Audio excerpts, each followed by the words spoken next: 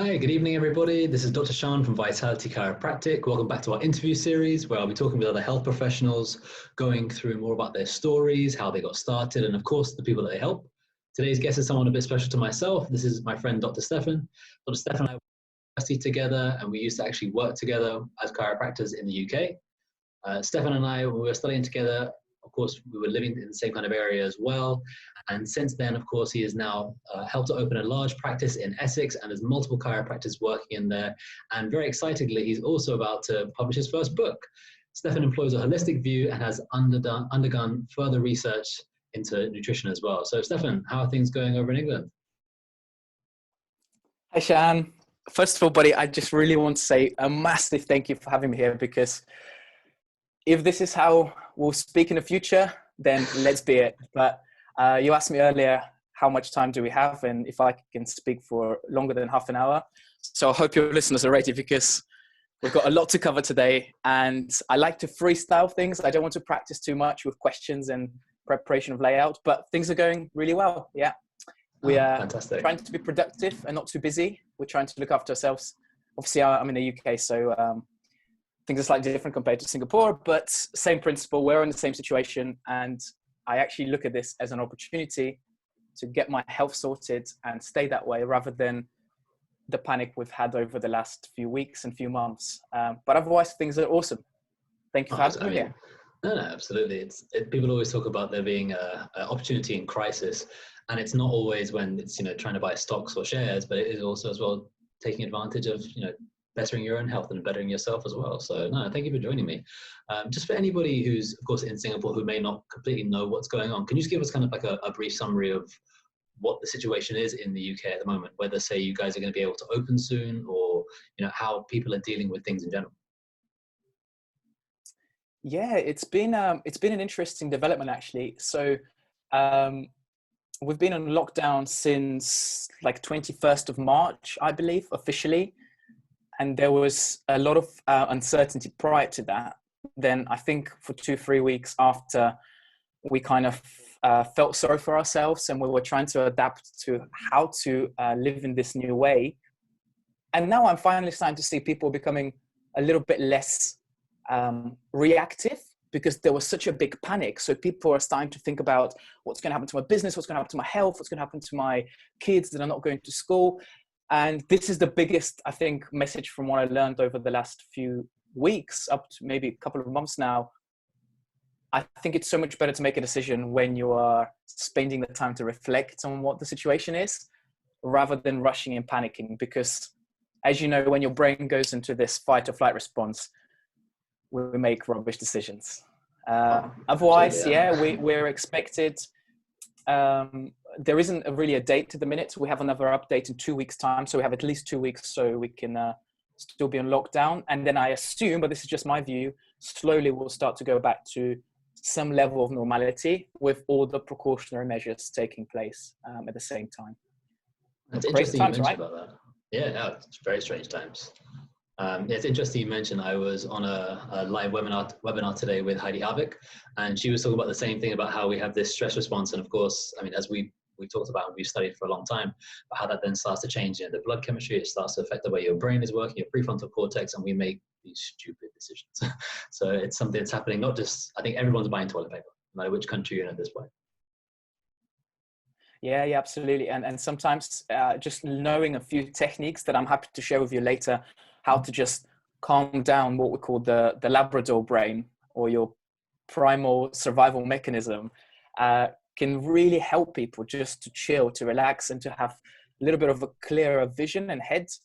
We know it's not going to be the end of the world. It's really, really sad and scary what's happening, but you can react to it really quickly, or you can just learn from it and hopefully adapt to become better, to better your health, to look after yourself in a better way, your family, your friends, your business, whatever it is that is important to you. So if we go back from the beginning, what led to you getting into healthcare and deciding to become a chiropractor? This is the question that every chiropractor has a special answer. Mine actually isn't very special. When I came to the UK, I was 15.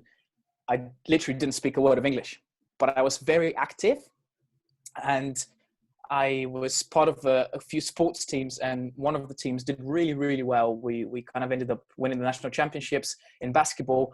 2 days before the semi-finals, I managed to pick up a horrendous injury, and I busted one of my discs on the lower back.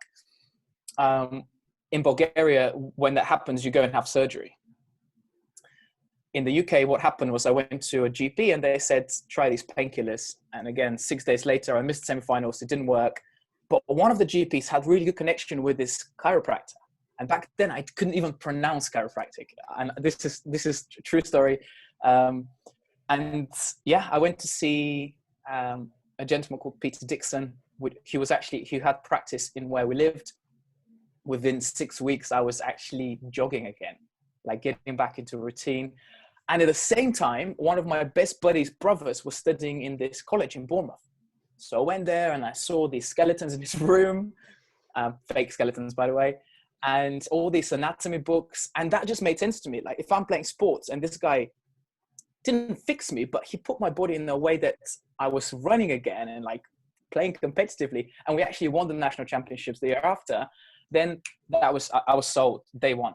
And it gives me a massive advantage, I think, because I can see what things are like from the patient's perspective. Because I've been there. I've had the pain, I've had the discomfort, I've had the sciatica, I've had the bulging disc. You name it, I've probably had more than some patients.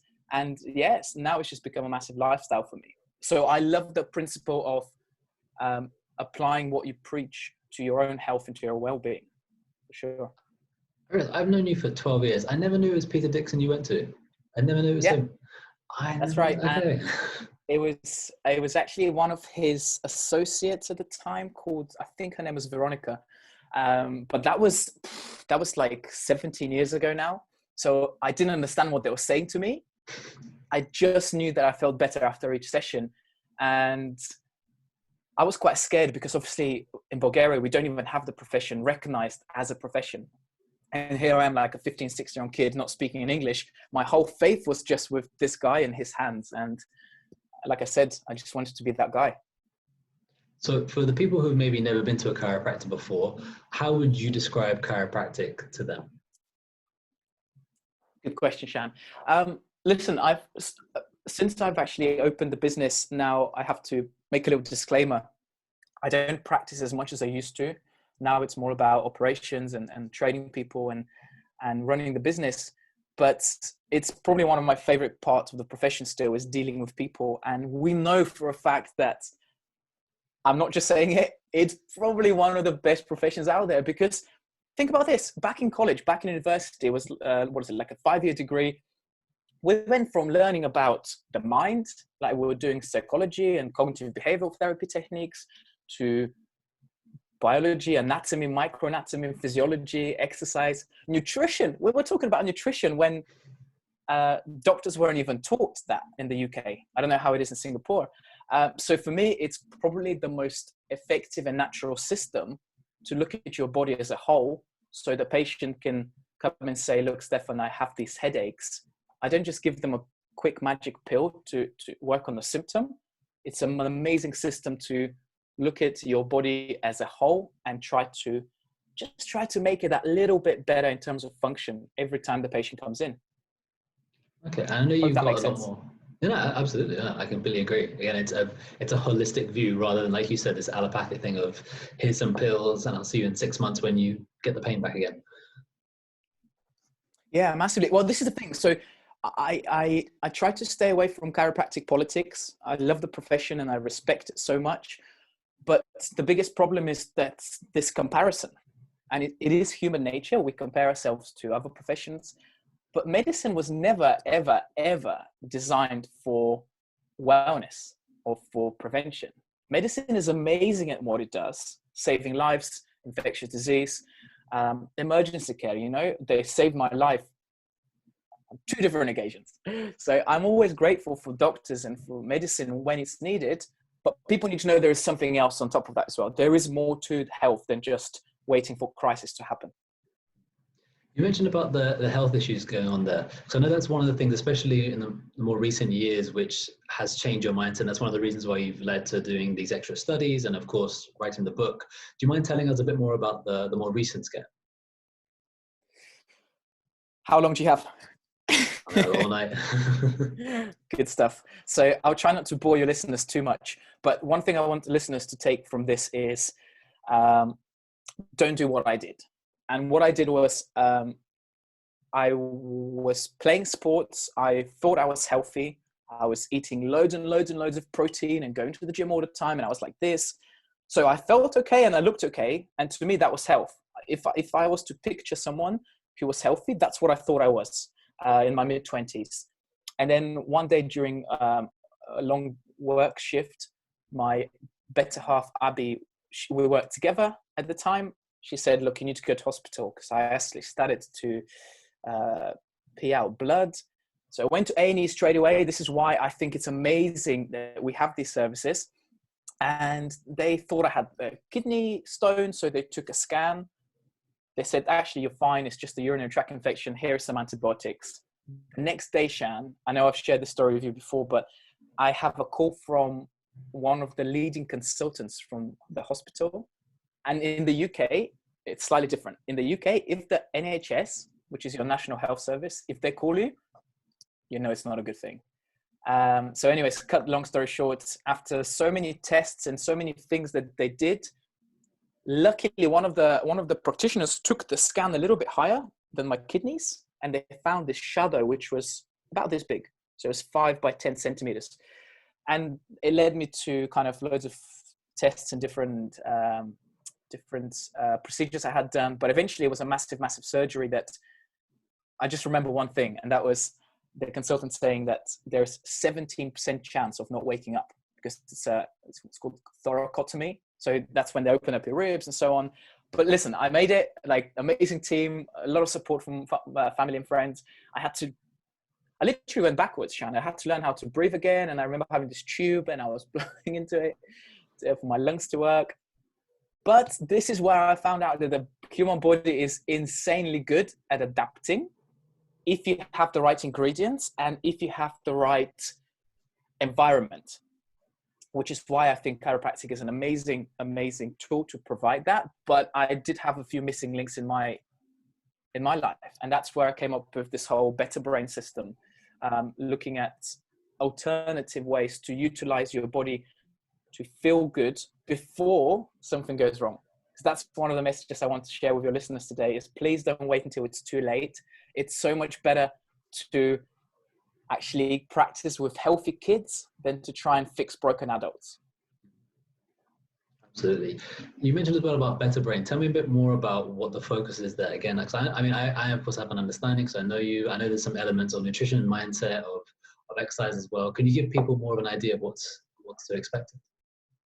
Yeah, for sure. So obviously me being on bed and not being able to breathe and having loads of recovery time started a massive journey to learn about nutrition, learn about quality of sleep, how that can massively affect your joints, your muscles, your other systems in the body. Looking at best ways to exercise and physical activity and movement and mindset and social connections. So I just molded everything that works, because one thing was missing for me was if I had one problem, I'll go to a specialist. If I wanted to speak to a nutritionist, they'll tell me about the diet. I just wanted to put all of the best things together in a 5x5 formula, but it's all about the mindset. And this is the biggest struggle we still have, is for people to understand what's their reason behind getting healthy or staying healthy. Because it's not sexy. We know that we should eat well. We know we should exercise. But if these are the two principles that we know we should do, why is it that something like 60% of the world population is overweight, especially in the developed countries? And you know all these statistics, so I'm not going to bore people with them. So this is where I was like, sweet, I need to develop a system to solve the problem of the psychology of health. If I can work with people on understanding why they want to lose the weight, why they want to have less back pain, then the motive behind it is completely different compared to just saying, let's lose 10 kilograms or let's work on your knee strength. Because we're humans, we just go back to the same old wiring. All right, 6 months down the line, back to the same old habits. So that's the better brain system. It's actually discovering. I have these 5 steps. Discover. I want to make things educational for people. I want to make them personal because you are different than me. Your patients are different from each other. I have something that I call the AA. So that's action, taking massive action. If you're a patient and you've got back pain and you're just thinking, it's going to go away, it's going to go away, chances are it might do, but there's probably a reason behind it in the first place. So don't do what Stefan did and wait till it's too late. And M stands for maintenance. So I've got loads of these kind of cool little systems that I try to put together. Yeah. You said you've got time, right? Oh yeah, no, loads of that, don't worry. When is the book coming out? So I've been working on this for months now, and I've been procrastinating it because it's quite scary releasing your first book. But we're planning a launch in 2 weeks' time. Okay, wow. And I gave it a really cheesy title. I called it Live Stronger for Longer. And it's all about the better brain method and explain to people what are the things you should eat, what are the things you should avoid eating, how to move effectively so your body can stay properly engaged with your lymphatic system and so on. But even things like stress reduction. We know how stress is a massive factor in people's health problems, how to improve your quality of sleep. And the last point I talk about is how, you've heard of the blue zones? I haven't, no. No, the blue zones are areas in the world where I think there are 6 or 7 where they have the most number of people as percentage who live to 100. Oh, is this like Ikigai kind of idea, like where you have the healthy these pockets of people? That's right. Yeah. Okay, sorry. I know. And the places are completely randomly spaced. One of them might be in Japan. Another one might be in like California. There's another one in a small village in Italy.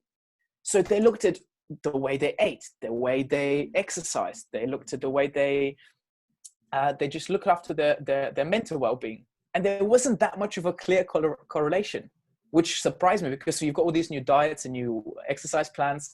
So when I started studying these guys 4 or 5 years ago, one thing was really important, making a difference to people's health, was social connections. How cool is that, right? So if you feel like you're belonging or you have friends and good family that support you, that's one of the biggest predictors for living healthy for longer. And yeah, I definitely mentioned that in the book as well. So yeah, I'm really, really excited. And yeah, it's just to kind of share the message out there. It's nothing new. It's just a completely different change of belief system rather than giving people more and more information about what to do. I hope that answers the question. Yeah, absolutely. And I completely understand where you're coming from about the social side of it. At the moment here, of course, we have social isolation and social distancing going on.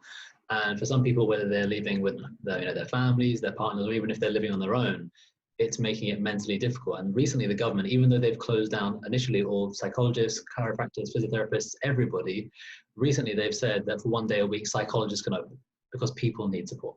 So it makes perfect sense of that much of a change. It's amazing. Yeah, that's right. Yeah. Later on, we can talk about how people can kind of keep their sanity healthy, because I think that's really important for now. But yeah, that's really, really interesting, because there's this huge, that's actually what I call a better brain. The connection between your mind and your body and the mindset of health cannot be just physically isolated from your body. You know, we know now there's so many papers saying how your psychology plays a massive part in your overall health. Even me going to your clinic, Shaan, knowing that you're a qualified doctor who knows their stuff, who's really well read, who's professional and knows what they're doing, probably helps me already, even before you've started the process of getting me better. And I think that's the cool thing about the power of the mind. Absolutely. So in terms of, say, for this better brain system, who do you think are the best people for it? Who do you think is the ones who should be paying most attention so that they can get out there and then they can, of course, put this into action? Yeah, for sure. Good question. It actually took me a lot of trial and error to figure out what are the people that can benefit from that. And I can easily say everyone will benefit, but my interest is, I love this concept of leverage. And I love this concept of not reinventing the wheel. And I'll explain what I mean by that. So basically, I thought to myself, who are the people that are really trying to change the world, hopefully for better? Who are the people who have the biggest impact on our economy, on our health system, on our, hopefully, planet to become a better place? And they're the entrepreneurs. But what's the problem with entrepreneurs? The number one problem with entrepreneurs is they don't have time to get healthier.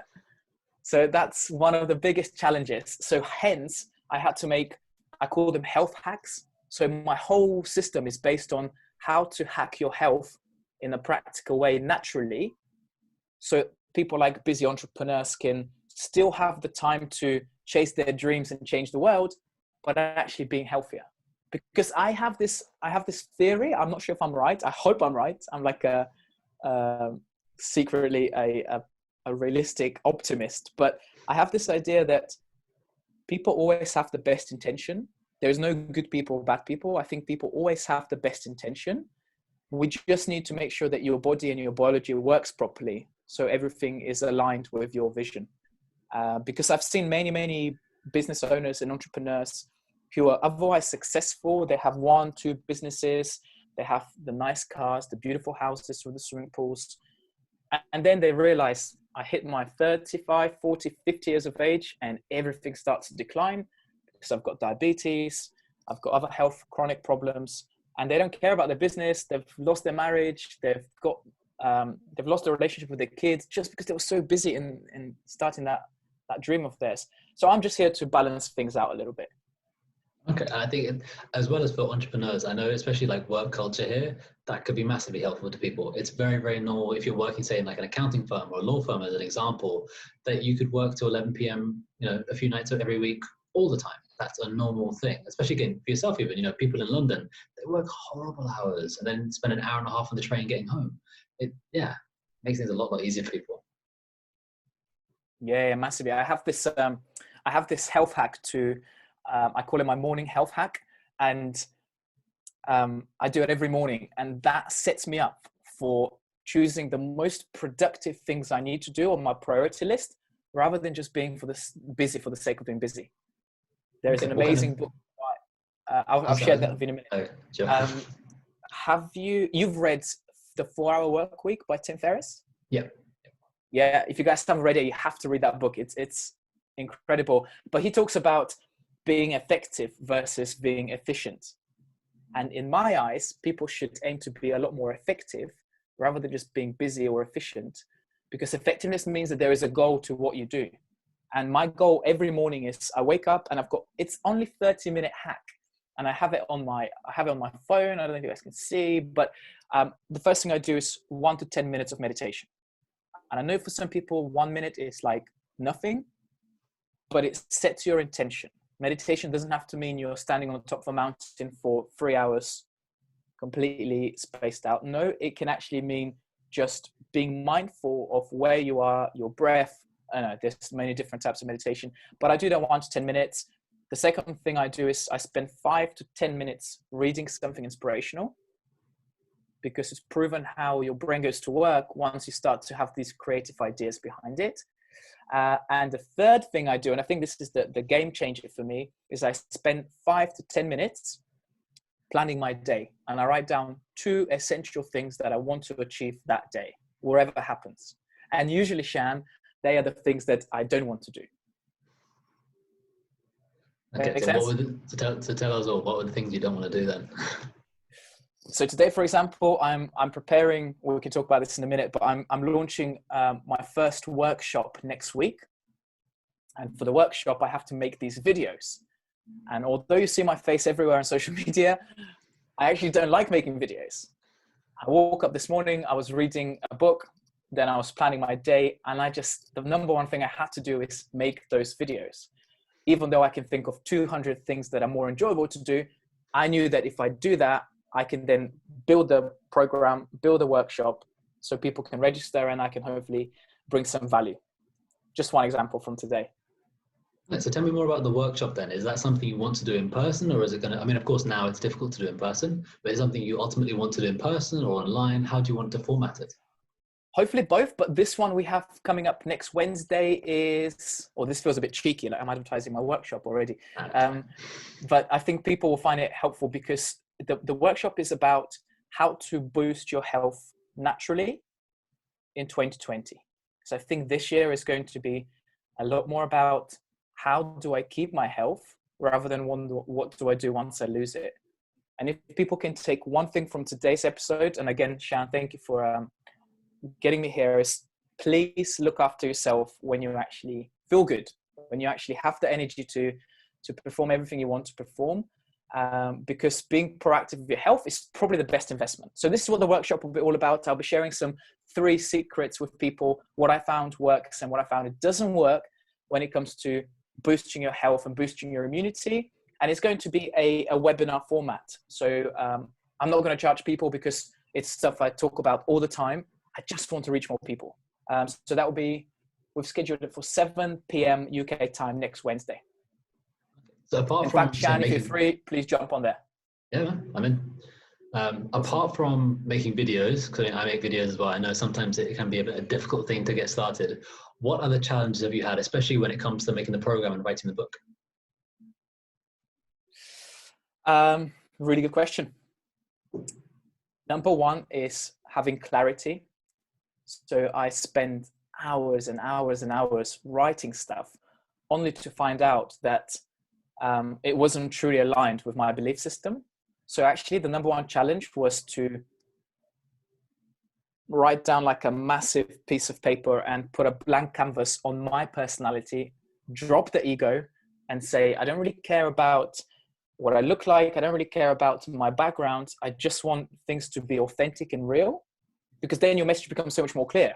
And then when you work backwards, Gary Vaynerchuk talks about this. He calls it reverse engineering. So if I know that my aim is to get busy people to still achieve their dreams without giving up their time, and I can create a system to help them perform better, have more energy, have clear focus, be more productive, then that is the end goal. It doesn't really matter about anything else. So I just reverse it backwards, and that's kind of what I work with. And that was a big struggle for me, is to actually get a bit of clarity about why am I here? What is it I'm actually trying to achieve? Because I've had so many things that I've done right in life. Like you said, I've got a successful business. I've got an amazing fiance. We love to travel. We get loads of time off. I have freedom of time, but also I've done a lot of things wrong. And they're the kind of things that I want people to hear about. And I actually share my personal stories with people. One of them was, for example, Shaan, you'll find this interesting. I don't know if you found the same way with your clinic, but once I actually recovered from my health challenge, and then I thought life was amazing again. How many of you guys have been in that situation where you think things are awesome, life is good, and then poof, something happens? And that's like a typical thing that life is. And what happened was I actually opened my franchise business, and I realized that every single thing that I was teaching patients to do, it went out the window for me personally. I wasn't eating well. I wasn't sleeping well because I was worried about business and did this get done? Did this email get sent? I wasn't having time to go and exercise. And again, the number 1 thing because of that was lack of time. So that's where another inspiration for the Better Brain system is no excuses. If I find a way to hack your health and save you time, it saves like a massive pain point for people. So yeah, that was one of my biggest struggles, is finding the time to stay healthy, even though I was telling clients, this is what you should be doing. I understand. This year I've been much better, but last year, I canceled my membership at the gym in 2018. Luckily, where I live, there's a gym downstairs. It's a bit simple, but otherwise, yeah, it's been maybe once or twice a week getting some exercise, eating healthy when you can. But sometimes it's almost like you have so much driving you that it's hard to then find time to do the things that would actually make that drive work better, which is kind of paradoxical in a sense. But yeah, it's something we're all guilty of. Absolutely. Yeah, 100%. And for me, that was like just a massive epiphany point. Woke up one morning and I was like, do you know what? When I lose my health, nothing works. Like I wasn't getting enough sleep. So I was waking up grumpy. It affects the relationship. It affects my relationship with my colleagues and my team. It affects the relationship with my clients. So it just had to be a completely mental switch. I was like, enough is enough. I think Tony Robbins says it. If your pain is higher, only then change can happen. So your pain has to be high enough for you to actually do something different. And that's what I did. I was like, screw this. I've got to change this. And I again started concentrating on my health. And guess what? Everything else started to fall in place after. And now I probably feel the best I've had for a long time. And the business is doing well and everyone is happy and even launching a second project. So yeah, I think for me, the biggest realization from health challenges and opening the business was health comes first, period. Simple. Okay, so I know, of course, when we were working before, you had a busier patient list and you speak publicly as well. Do you think that this is one of the biggest parts of your success, or do you think there's other aspects that have attributed to your success as well as kind of taking care of your own health? Oh man, it's a really, really good question, Shaan. Listen, I know everybody's different. I'm not saying that I'm doing things right. They feel right for me, but the ultimate goal is happiness.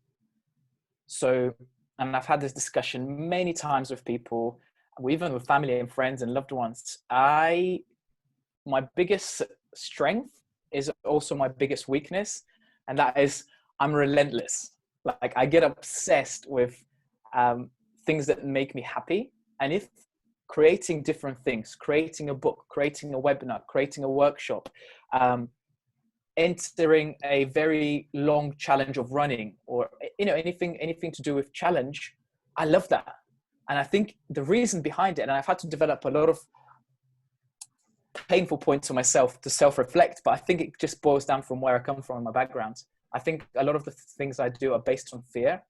When I was young, we had nothing. Like mom and dad, they'll be the first ones to tell you this, but we had no money. We had like nothing to pay the bills, no like good food in Bulgaria. So I always have this comparison point between what life was like and what life is now. And I'm really content with what I have and I'm really happy. But definitely my success comes from just being relentless and trying to never to be like that again. And one day for my family and loved ones not to experience what we had to go through. I'm not sure if that's a healthy thing or not, but it's how I work. I mean, to be honest, you sound like, the Bulgarian Gary Vaynerchuk at this point, because he's got a very similar thing coming from Russia and again, being that relentless character as well, which again, it seems to be working pretty well for him. So I don't think it's a bad thing overall. Yeah. There's this actually, it's really funny you should say that. When you study this kind of foreign culture, emigrating to a different country, a lot of similar traits appear. And it's simple. It's not easy, but it's simple. It's human psychology. Your brain just wants to get away from the pain or go towards the pleasure. And for me, getting away from the pain has always been a bigger driver than going towards pleasure, chasing the shiny car or the big house or the swimming pool, The trouble is what happens in the second generation of entrepreneurs and people who've emigrated is their kids can be somewhat spoiled. So I'm very conscious of that one day. It's how to pass on those positive traits and avoid any negative traits to my family one day. Just don't feed your kids. I think that's the easiest way. Just only if they achieve things. Otherwise, unless they've done something today. That's a whole new podcast we have to do. So for yourself then, what are some goals that you have for your moment? Sorry, I have at the moment, either for, of course, the project itself or the book, or even for the practices that you're running? Yeah, sure. So practices wise, I think the way the business is set up and the way the structure works is we're always progressing. Just before the lockdown, I managed to open up like a rehab center as part of the clinic.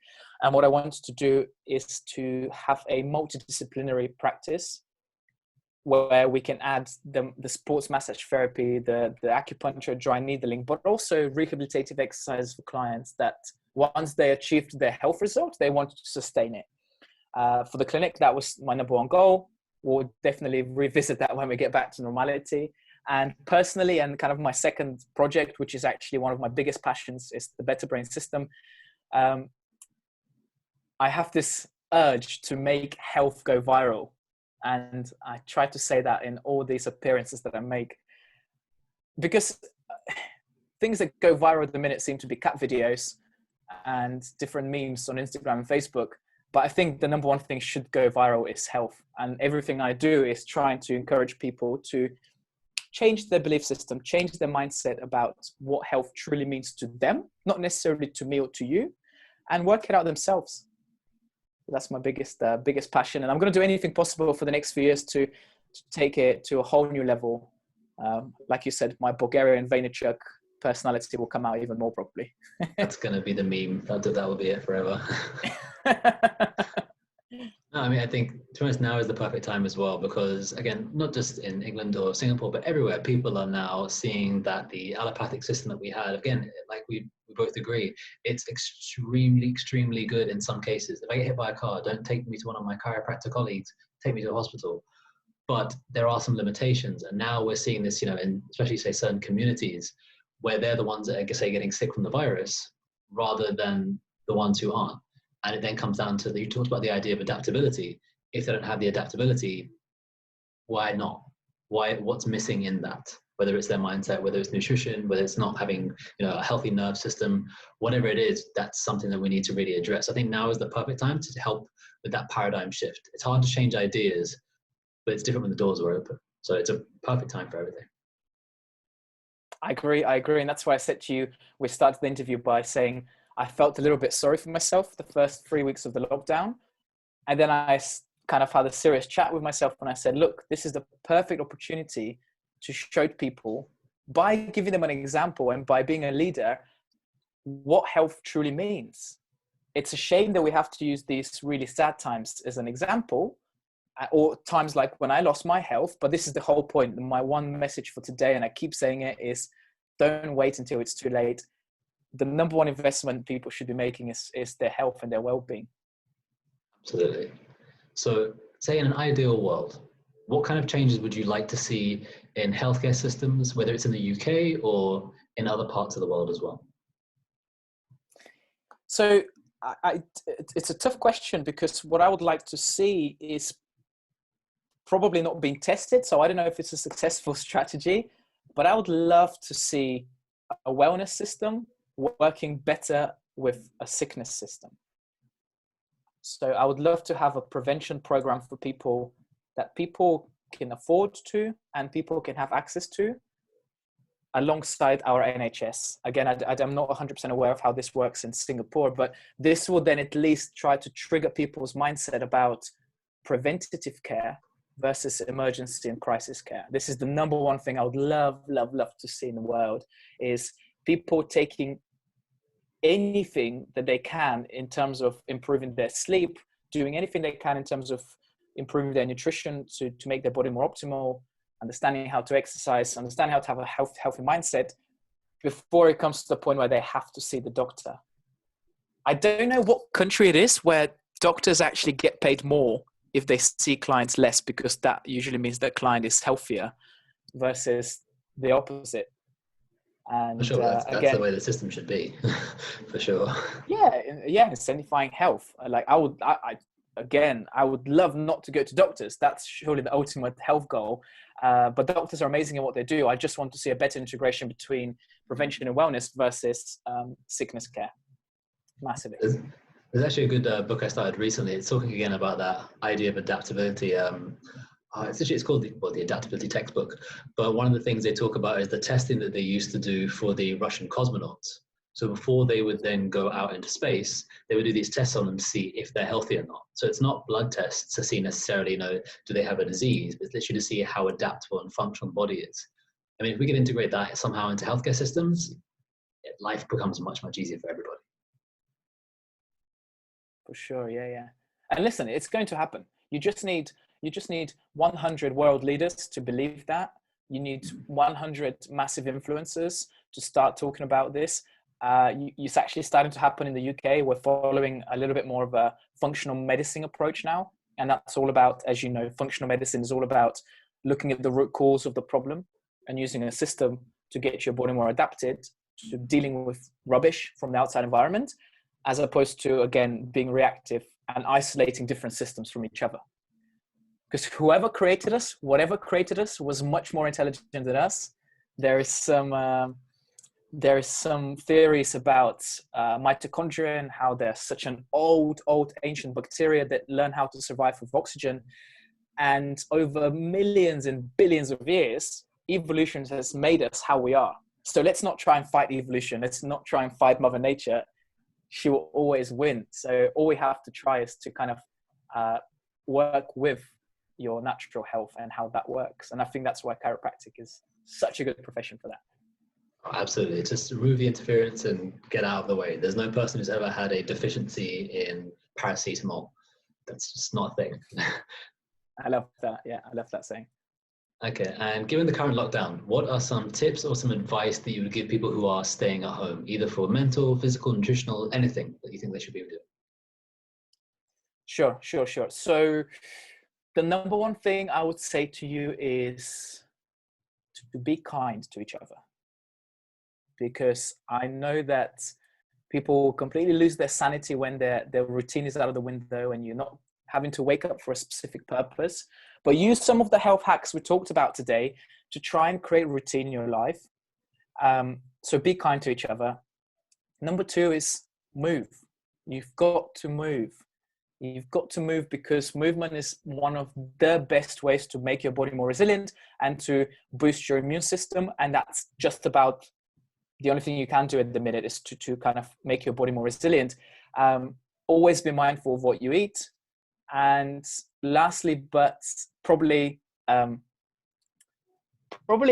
most important, is don't worry too much. Just take the time to reflect and make the most of it. Because before you know it, in 6 months, in a year time, however long it takes for us to go back to normality, these are the times that you can look back and say, wow, I was really happy during those months of lockdown. I was really build my relationship with my partner.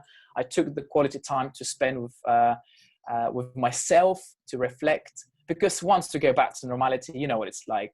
Wake up, drive, go to work, sit down, emails, projects, get back, sleep, eat, repeat. So now it's an amazing time to create the lifestyle that you want to create through reflection, and hopefully looking at this as a positive thing, for sure. And before we go today, getting a little bit more personal, if you could talk to yourself 5 years ago, what kind of advice would you give to yourself? Oh, goodness. Wow. This is why I said I probably should have prepared better for this interview, but I love being spontaneous. Listen, 5 years ago, so much has changed and so much has happened. This is what I've told my younger self. I would have told myself, stop rushing. Don't worry. Tomorrow will be here, regardless of what you do today. I think if you slow down, life becomes so much more meaningful, and things that happen during the day become so much more meaningful to you.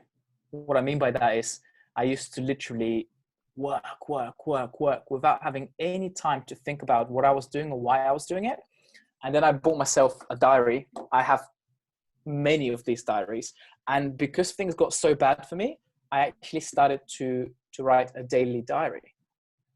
And one of the things I do is in the diary, I write down 3 things that I was grateful for that day. And that really changed my perspective of time and quality time. So that's what I would have said to myself 5 years ago. Stop rushing. Don't worry. Things will be okay. Well, thank you very much for joining me, Stefan, and thank you for everybody who's watching live or who will be watching on the replay. I'll make sure that the information for the upcoming seminar is going to be put into the comments. So if you want to join into that, please do. I'll be there myself as well, so we can try and get some more information about the Better Brain whole system. If anyone has any questions, of course, you can also leave them in the comments, or you can send us a message, or you can even WhatsApp me on 8438-9550, and I'll be happy to get back to you. Thanks again for joining me, Stefan. Thanks, buddy. Really appreciate it. Thanks, guys.